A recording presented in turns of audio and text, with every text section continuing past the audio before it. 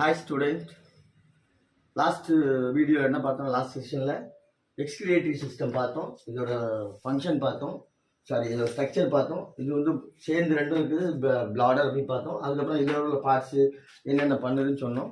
இப்போ இது உள்ள இதுக்கு வந்து இப்போ ரெண்டாவது என்னென்னா, இது பார்த்தீங்கன்னா இது வந்து நெஃப்ரான், ஸ்ட்ரக்சர் ஆஃப் நெஃப்ரான். இந்த நெஃப்ரான் யாருன்னா இங்கே இந்த இந்த இதில் உள்ள செல்லு 2 மில்லியன் செல்ஸ் வந்து இந்த மாதிரி 2 மில்லியன்ஸ் வந்து நம்மளோட ஒரு கிட்னியில் இருக்கும். இதோட ஃபங்க்ஷன் வந்து ஃபில்டர் பண்ணுறது. ஸோ இந்த இதுக்கு கலர் நான் எக்ஸ்பிளைன் பண்ணுறேன், அப்போ உங்களுக்கு புரியும். இது ஒவ்வொன்றோட கனெக்ட் ஆகிட்டே இருக்கும். இப்படி தான் நெஃப்ரான் இருக்கும். நெஃப்ரானோட ஸ்ட்ரக்சர் வந்து இது வந்து கிளாமருலஸ், இந்த ரெட் கலரு. இது வந்து இப்படி இல்லையா, இதுக்கு பேர் போமின்ஸ் கேப்சூல். இது வந்து டிஸ்டல் கான்வல்யூட்டட் டியூப். இது வந்து பெராக்சிமல் கான்வல்யூட்டட் டியூப். இது லூப் ஆஃப் ஹென்லே. இது வந்து கலெக்டிங் டக். இது என்னன்னு நான் சொல்றேன், என்ன நடக்குதுன்னா, நான் அண்டர்லைன் பண்ணிக்கிறது எல்லாமே ஒன் வேர்டில் உங்களுக்கு வரும். Nephron are the structural and functional unit of the kidney. ஓகேவா? இதுதான் ஒன் வேர்டில் வரும். கேட்பான், ஸ்ட்ரக்சரல் அண்ட் ஃபங்க்ஷனல் யூனிட்னா நெஃப்ரான் தான். கிட்னியோட ஸ்ட்ரக்சரல் யூனிட் வந்து nephron. Each kidney is composed of millions of nephron. ஒவ்வொரு கிட்னிலையும் எவ்வளோ என்ன இருக்கும்? 2 மில்லியன் நெஃப்ரான்ஸ் இருக்கும். இது அடுத்த நெஃப்ரான் இதில் கனெக்ட் ஆகிருக்கும். அதுக்கு அடுத்து அப்படி உள்ளுக்குள்ள அப்படி இதாக இருக்கும். ஓகேவா? A nephron has two structural components, namely Malpighian capsule and uniferous tubes, and a double-walled cup coiled Bowman's capsule. இதான் இந்த கப் சைடில் கப் மாதிரி இருக்கும். பிளட் இந்த வழியாகவும் ஒரு வழியாக உள்ள வரும், ஒரு வழியாக வெளியே போகும்.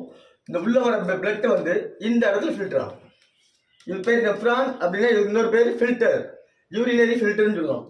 இது வழியாக ஃபுல்லாக அந்த பிளட் கலர் மாறுது. அப்படி இதில் வந்து பிளட்டை உறிஞ்சி பிளட்டில் உள்ள கழிவை போகிற இதை எடுத்து இங்கே ஒவ்வொரு இடத்துலையும் ஒரு ப்ராசஸ் நடக்கும். இது பவுமிங் கேப்சூலுக்கு பக்கத்தில் இருக்கிறதுனால இது பேர் ப்ராக்சிமல் கன்வல்யூட்டட் டியூப். இங்கே ஒரு ப்ராசஸ் நடக்கும், ஃபில்டர் நடந்து இதோட முடிஞ்சு அதுக்கப்புறம் லூப் ஆஃப் ஹெலன் இங்கேருந்து அப்படி போய் ஃபில்டர் ஆகும். இங்கே வந்தவொடனே இதோட கலர் இப்படி மாறிடும். புக்கில் இருக்கும், பார்த்துக்கோங்க. இது வந்து எல்லா யூரினா கடைசி ப்ராடக்டாக அங்கே வந்து அதில் இருந்து அந்த சத்தை பூரா உறிஞ்சி யாருக்கு அனுப்பணும், திரும்ப பிளட்டுக்கு அனுப்பும். புரியுதுங்களா?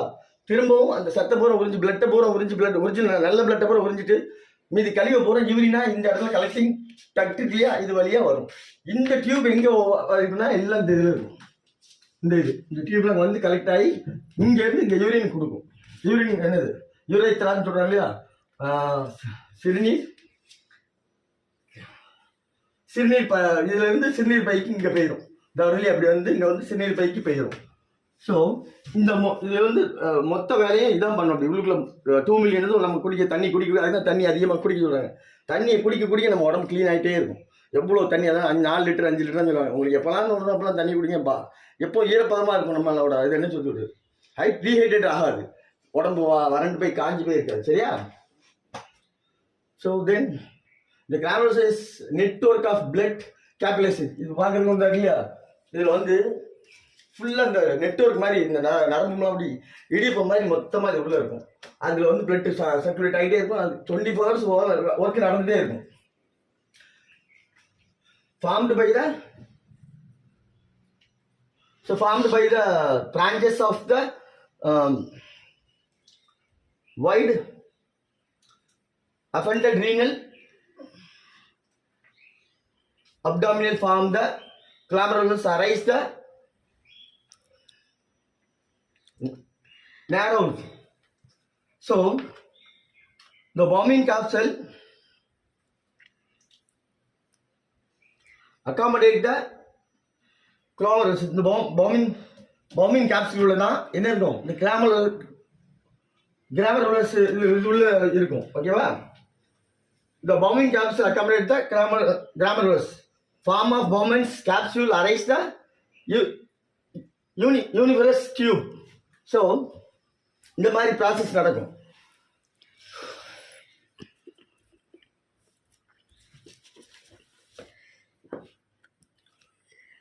தென் யூனிஃபரஸ் டியூபிள், இது வந்து சிறுநீர் நாளங்கள், ஓகேவா, சிறுநீர் நுண்குழாய்ன்னு சொல்லுவாங்க தமிழில். From the Bowman's capsule arise the uriniferous tube, then it is divided into 3 parts. The initial coiled proximal convoluted tubules, the middle U-shaped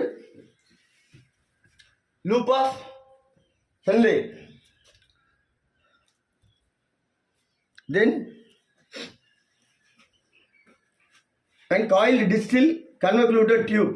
இந்தா 1 2 பாமின், இது கிளாமரோட 1 2 இது 3 இது 4, இது டிஸ்டல் கன்வல்யூட்டட் டியூப். தென் இது ஒவ்வொரு இடத்துல ஒரு ப்ராசஸ் நடந்து யூரின் கடைசி இங்கே வந்து இதாகும். The nephrons filter the blood and form the urine. இதுதான் பிளட்டை ஃபில்டர் பண்ணி யூரினை வெளியேற்றுது. இது எவ்வளோ இருக்குன்னா 2 millions இருக்குது. சரியா? இதில் ஏதாவது டவுட் இருந்தால் எனக்கு வந்து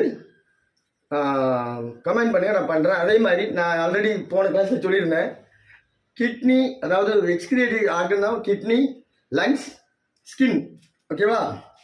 நீ நோட் பண்ணி வச்சுக்கோங்க. கிட்னி வந்து எதை டிஸ்போஸ் பண்ணுதுன்னா யூரினை டிஸ்போஸ் பண்ணுது. அது வெளியேற்றுற ப்ராடக்ட் என்னென்னா நைட்ரோஜனஸ் வேஸ்ட் ப்ராடக்ட். சரியா? நைட்ரோஜன் வேஸ்ட் இது ப்ராடக்ட். அது என்னன்னா urea and uric acid and creatinine. பார்த்துருக்கீங்களா? யூரின் டெஸ்ட் பண்ண கொடுத்தா கிரியாட்டினின் எடுப்பாங்க, பார்த்துருக்கீங்களா? ஸோ அது பிளட்டில் இருக்கும், சாரி யூரினில் இருக்கும். தென் லங்ஸ் எதை டிஸ்போசல் பண்ணுதுன்னா carbon dioxide and water vapour. Carbon டை ஆக்சைடுனா நம்ம எல்லோரும் நினச்சிட்டு இருக்கோம், நம்ம ஆக்சிஜனை உள்ளே எடுத்துக்கிட்டு கார்பன் டை ஆக்சைடு வெளியிடுறோம் வந்து சின்ன வயசில் சின்ன கிளாஸ்லாம் சொல்லியிருப்பாங்க. அப்படி கிடையாது. என்னென்னா நம்ம இங்கே உள்ள எல்லா காற்றையும் உள்ளே எடுத்துக்கிறோம். நீ ரோட்டில் போனீங்கன்னா கார்பன் இருக்கும், இந்த ஏதாச்சும் ஃபேக்ட்ரிக்கிட்ட போனீங்கன்னா அதுலேருந்து வெளியே வர எல்லாம் போய் அதை லங்ஸ் ஃபில்டர் பண்ணி ஆக்சிஜன் மட்டும் எடுத்துகிட்டு வெளியே மிச்சம் உள்ள எல்லா காற்றையும் வெளியே அனுப்போம். பட் காற்றை எடுத்துகிட்டு ஆக்சிஜனை, கார்பன் டை ஆக்சைடை விட்டுட்டு ஆக்சிஜன் எடுத்துக்கிறது கிடையாது. எல்லா காற்றையும் என்வரான்மெண்ட்லேருந்து எடுத்துக்கிறது. சேம் டைம் வாட்டர் வேப்பர்னு சொல்கிறாங்க இல்லையா? வாட்டர் வேப்பர் என்னன்னா, கண்ணாடியில் ஊதுனா அது ஈரமாக படியுது இல்லையா? அந்த நம்மளோட வெளியே போகிற காற்றுல ஈரப்பதமும் வெளியே வரும். அதுக்கு தான் தண்ணி நிறைய குடிக்கணுங்கிறது, அது லாஸ் ஆகும். அப்புறம் ஸ்கின், இப்போ இது வந்து மழை நல்லா பெஞ்சிட்டு இருக்கு இல்லையா? இப்போ வந்து உங்களுக்கு வேக்காது, அப்போ அடிக்கடி யூரின் போவீங்க. காரணம் இந்த வழியாகவும் கழிவு நீர் வெளியே வருது, அது ஸ்மெல் இருக்கும் இல்லையா? சொல்லுவோம் இல்லையா, வேறு ஸ்மெல். ஸோ ஸ்கின்னு வெளியேற்றுது. எக்ஸஸ் ஆஃப் வாட்டர் அண்ட் சால்ட்டையும் உப்பையும் அதிகமான வாட்டரையும் என்ன செய்யும், ஃபில்டர் பண்ணி வெளியேற்றுது. ஸோ ஆப்போசிட்டான ஒரு இதை நான் சொல்லித்தரேன் பாருங்களேன். நல்ல குளிர், நல்ல மழை இருந்தால் எல்லோரும் நினச்சிருக்காங்க நம்ம உடம்பு கூலாக இருக்குன்னு சொல்லிட்டு. நல்ல மழை, நல்ல இல்லை, உங்கள் வயிற்றுலையோ நீங்கள் ஷாப்புக்குள்ளே எங்கேனையோ கை வச்சு பார்த்தாலும் உங்களுக்கு உடம்பு சூடாக இருக்கும். ஸோ நல்ல வேர்த்து ஊற்றுதுன்னு வைங்களேன், நம்ம நினச்சிட்டு வெக்க அடிக்குதுன்னு சொல்லிட்டு. அப்படி கிடையாது.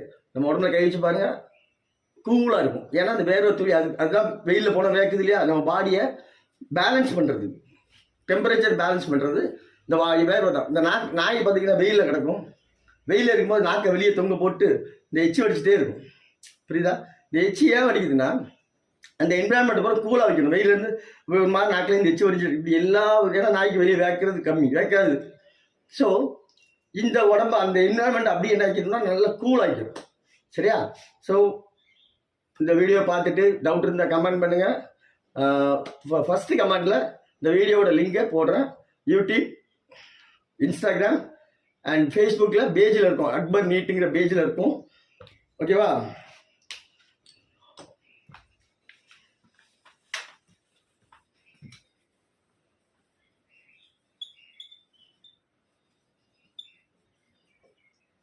இதுதான் நேம், இதுதான் யூடியூப்க்கும் அண்ட் எஃபிக்கும், எஃபி பேஜில். சரியா? அண்ட் .biotech, அக்பர் .biotech வந்து இன்ஸ்டாவில் இருக்கும். இன்ஸ்டாவில் அக்பர் டாட் பைட் இருக்கும். இந்த 3க்கும் போங்க, இதை ஃபாலோ பண்ணுங்கள். யூடியூப்பை வந்து சப்ஸ்கிரைப் பண்ணுங்கள். நான் ரொம்ப சொல்கிறேன்ல, இந்த இவ்வளோ நேரம் கிளாஸுக்கு நான் ஒரு 6 hours இந்த டயக்ராம் வரைஞ்சி எனக்கு சரியான போர்டு அமையல. கண்டிப்பாக இந்த ஒரு 2 or 3 daysல அடுத்த கிளாஸ் வந்து பிளாக் போர்டில் தான் இருக்கும். கண்டிப்பாக உங்களுக்கு இதெல்லாம் வரைகிறது எவ்வளோ நேரம் ஆகும்? நான் உங்களுக்கு எப்படி வரையணும் ஈஸியாக ஒரு 10 நிமிஷம் இந்த படத்தை வரைகிறதுக்கு நான் உங்களுக்கு சொல்லித்தரேன் நெக்ஸ்ட் வீடியோவில். ஓகே, பாய், தேங்க்யூ. வெற்றி நிச்சயம்.